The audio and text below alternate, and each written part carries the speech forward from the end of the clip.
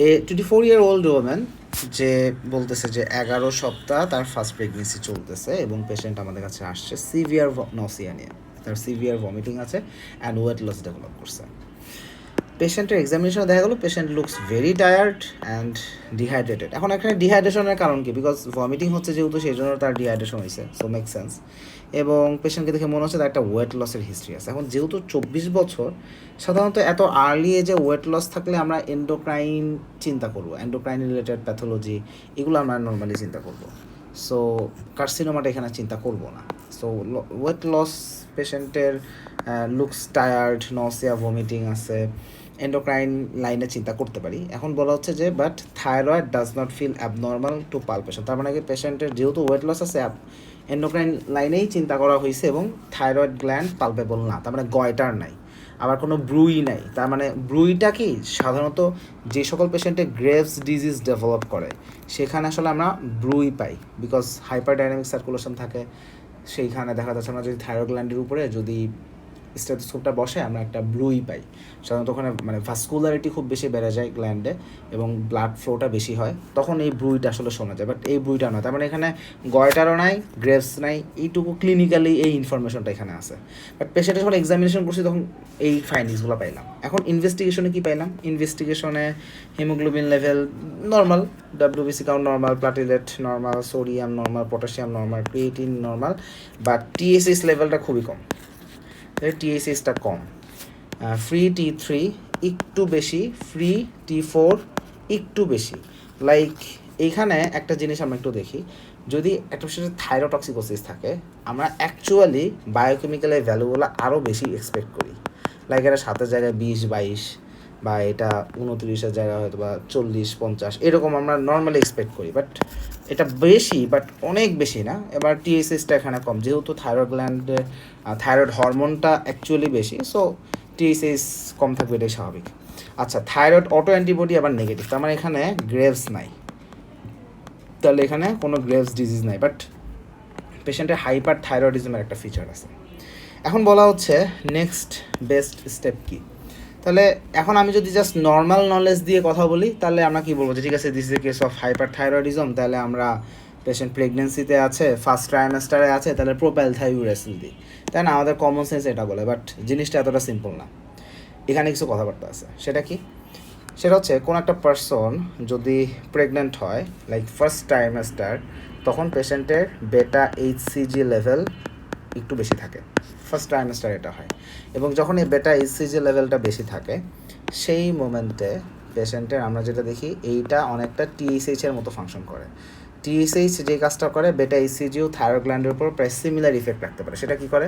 TSH যেভাবে thyroid hormone সিক্রেশনকে বাড়ায় দেয়, বেটা এইচসিজি সেটাও আমাদের T3 T4 এই হরমোনগুলার সিক্রেশনকে বাড়ায় দিবে।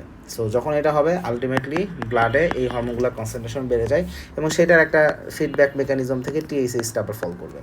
So this is what happens here. এখন এটাকে কেন আমি থাইরোটক্সিকোসিস বলতেছি না, কেন আমি এই লাইনে চিন্তা করতেছি? বিকজ থাইরোটক্সিকোসিসের সবচেয়ে কমনেস্ট রিজন কি? থাইরোটক্সিকোসিসের সবচেয়ে কমনেস্ট রিজন হচ্ছে গ্রেভস ডিজিজ, বাট এখানে পেশেন্টের কোনো অটো অ্যান্টিবডি নাই, বা অনেক পেশেন্টের সাব অ্যাকুট থাইরয়েডাইটিস হলে ইনিশিয়ালি হাইপার থাইরয়েডিজম হয়, এখানে এরকমও কোনো হিস্ট্রি সাজেস্টিভ না। সো আমরা যদি কোন কোন রিজনে হাইপার থাইরয়েডিজম হয় সেগুলোকে অ্যানালাইসিস করি, এখানে কোনোটার সাথে হিস্ট্রি খুব একটা সাজেস্টিভ হচ্ছে না। কিন্তু একটা জিনিস এখানে আসলে মিলবে, সেটা হচ্ছে যেহেতু ফার্স্ট ট্রাইমেস্টারে আছে সেই মোমেন্টে বেটা এইচসিজি লেভেল একটু বেশি থাকে, যেটা টিএসএইচের মতো সিমিলার ম্যানারে কাজ করে, T3 T4 সিক্রেশনটা তখন বেশি হয়, সেই জন্য ফিচারটা আসে। এবং এখানে আমাকে খুব ক্লিয়ারলি বলে দিচ্ছে কোনো থাইরয়েড গ্ল্যান্ড ফিল করা যাচ্ছে না, পালপেবল না, কোনো ব্রুই না, যেটা হাইপার ডাইনামিক সার্কুলেশন তৈরি হয় বা ভাস্কুলারিটি বেড়ে যায় গ্রেভস ডিজিজে বা থাইরোটক্সিকোসিসে আমরা এক্সপেক্ট করি ক্লিনিক্যালি, বাট এগুলো কিছুই এখানে নাই। আবার antibody, auto antibody negative. So এটা আসলে থাইরয়েড ডিসঅর্ডার থেকে হয়েছে, বাট এরকম না, প্রাইমারি থাইরয়েড কোনো ডিসঅর্ডার না, বরং এখানে আসলে এইটা। সো ইন দ্যাট কেস যখন আমরা এই লাইনে চিন্তা করব আমরা আসলে অবজার্ভ করি, আমরা সাথে সাথে প্রোপ্যালথাইউরেসিল দিই না, আমরা চেষ্টা করব যে আমরা একটু অবজার্ভ করে আমি 20 সপ্তাহ পরে আবার চেক করব। কারণ কি 20 সপ্তাহ পরে এসে বেটা ইসিজি লেভেল আস্তে আস্তে বেশ ভালোই কমে যায়, তখন আর ওই বেটা ইসিজির জন্য T3 T4 লেভেল বাড়ছে ওই জিনিসটা ওইভাবে আর হয় না তখন। বরং 20 সপ্তাহ পরে গিয়েও যদি আমি দেখি যে এখানে পেশেন্টের লাইক থাইরয়েড হরমোন লেভেল খুবই বেশি, তাহলে আমি একদম 100% কনফার্ম হয়ে যাব যে এটা আসলে প্রাইমারি থাইরয়েড ডিসঅর্ডার। সো তখন আমি হয়তো বা ট্রিটমেন্ট দিতে পারি, বাট নট বিফোর দ্যাট। এখন আরেকটা প্রশ্ন আসতে পারে যে তাহলে কি এখন 8 সপ্তাহ বয়সী কোনো প্রেগনেন্ট লেডিকে থাইরোটক্সিকোসিস ডায়াগনোস হতে পারে না? হতে পারে। সেইখানে হয়তো বা গ্রেভস ডিজিজের ফিচার থাকবে বা ক্লিনিক্যাল ফিচার থাকবে, বাট এইখানে আসলে কোশ্চেন অনুযায়ী আমরা ওই ফিচারটা পাইতেছি না।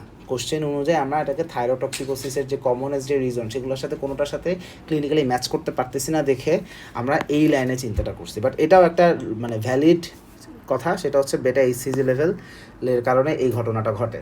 সো যদি এরকম কোনো স্টেম এমআরসিপি কোশ্চেনে থাকে যেখানে আমরা লাইক থাইরোটক্সিকোসিসের কারণ হিসেবে কোনো সাবঅ্যাকিউট থাইরয়েডাইটিস বা গ্রেভস ডিজিজ এরকম কোনো মানে সাজেস্টিভ কোনো স্টেম পাচ্ছি না, সেই জায়গাটাতে এটা আমাদের একটা কনসিডারেশন থাকবে। এবং যদি এইখান থেকে যদি আসলে পেশেন্টের সামান্য একটু বায়োকেমিক্যাল ইভ্যালুয়েশনে যদি আমরা একটু সামান্য একটু বাড়তে দেখি, সেখানে আমরা শুরুতে আসলে অবজার্ভ করব এবং 20 সপ্তাহ পরে আফটার 20 উইকস আমরা আবার রিপিট টেস্ট করব। তখন যদি আমি দেখি যে এলিভেটেড, তাহলে আমি বলবো যে ঠিক আছে এটা আসলে প্রাইমারি থাইরয়েড কন্ডিশন, এবার আমি তাহলে ওখানে আমি দিব। সো এই স্টেপ অনুযায়ী ঘটনা আসলে এটা। তাহলে এখন নেক্সট বেস্ট স্টেপ হচ্ছে অবজার্ভ। তাহলে আমরা অ্যান্সারটা চেক করি, অবজার্ভ। মোটামুটি এক্সপ্লেনেশন যা লেখা আছে এতক্ষণ ধরে আমি এটাই বলছি। সো অ্যান্সার হচ্ছে আমাদের